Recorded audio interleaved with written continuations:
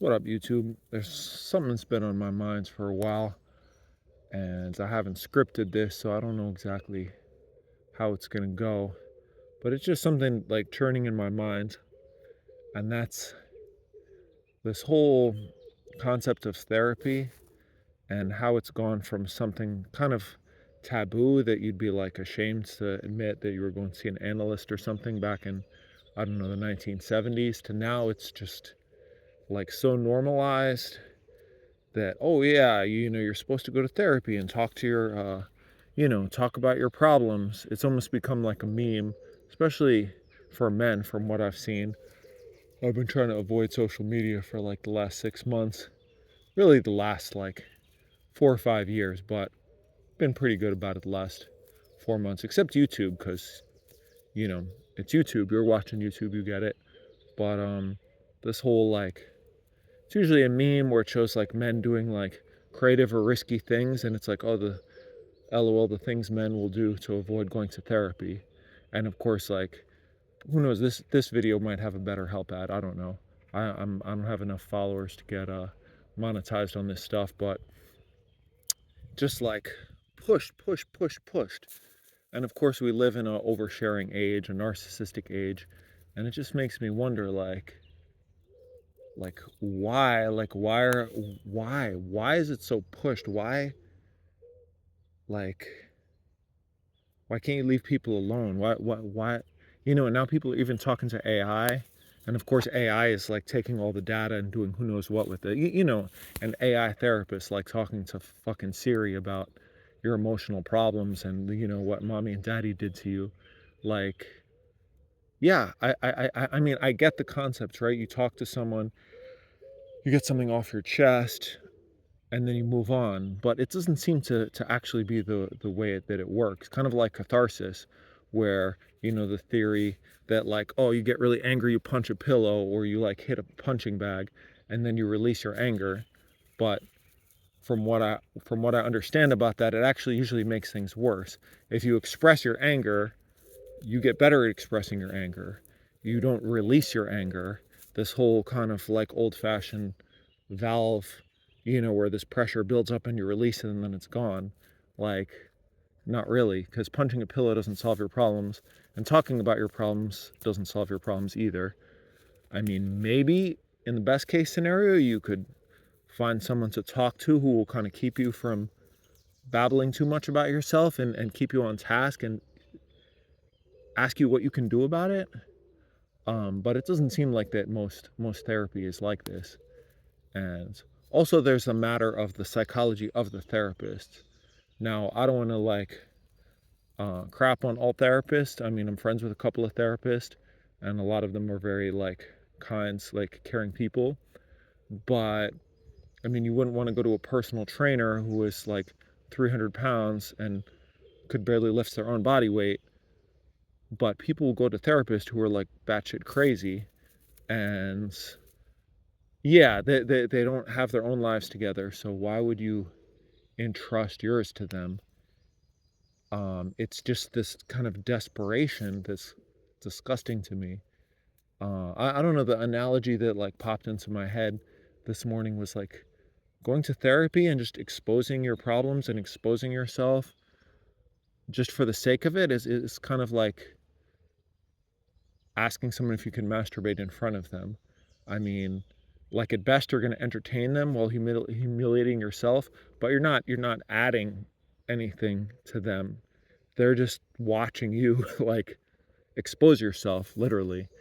Um and that's not what, well, I don't want to get too moralistic, like if you want to have a wank, go have a wank, but I mean, to stretch the analogy, your sexual energy ideally should be to serve someone else, to grow something else, not necessarily a baby. I can understand why people don't want to have kids in today's world, but like a bonding, enriching, creative experience. And yeah, I wonder if some of the most creative minds of history were encouraged to go to therapy, take meds, talk about your problems, if they would have really created basically anything. I mean, I feel like creative expression is, if I have a trauma, right? I could talk about it, I could share about it on YouTube, I could post about it on Facebook, and I could get some likes for being brave or whatever. But for what? So other people can feel safe to talk about their trauma, to obsess about their trauma. I mean, I get it on some level. I mean, it's nuanced, right? You don't want to be so repressed. Like, I don't know, I feel like we're on the flip side of maybe the greatest generation who went through the Great Depression and then World War II. The like typical story of like, oh, grandpa doesn't want to talk about the war. Grandpa's never talked about it, like what he's been through, you know. Like that's one extreme.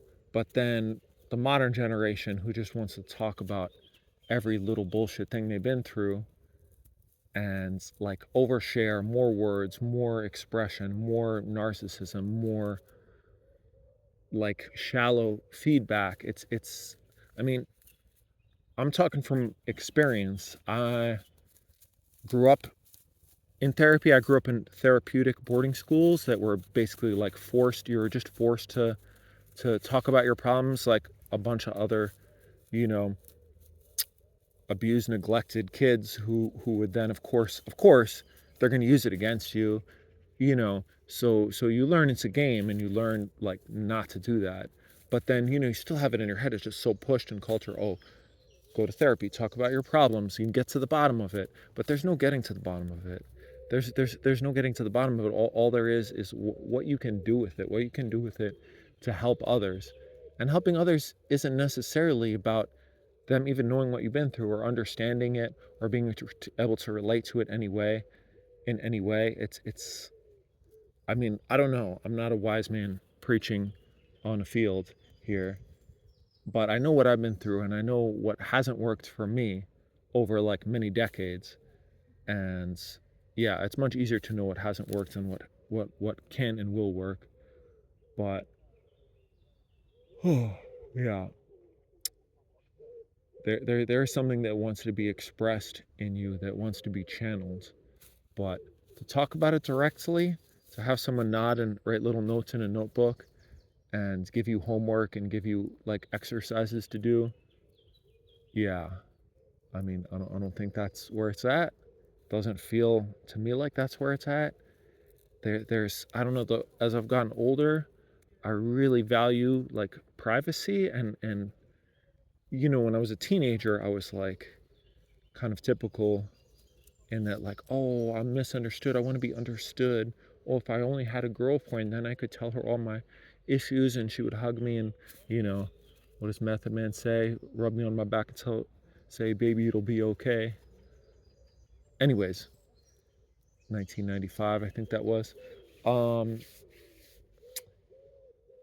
but I don't know, as I've gotten older, I'm like, it's okay. It's okay to not be known because none of us are ever going to be known.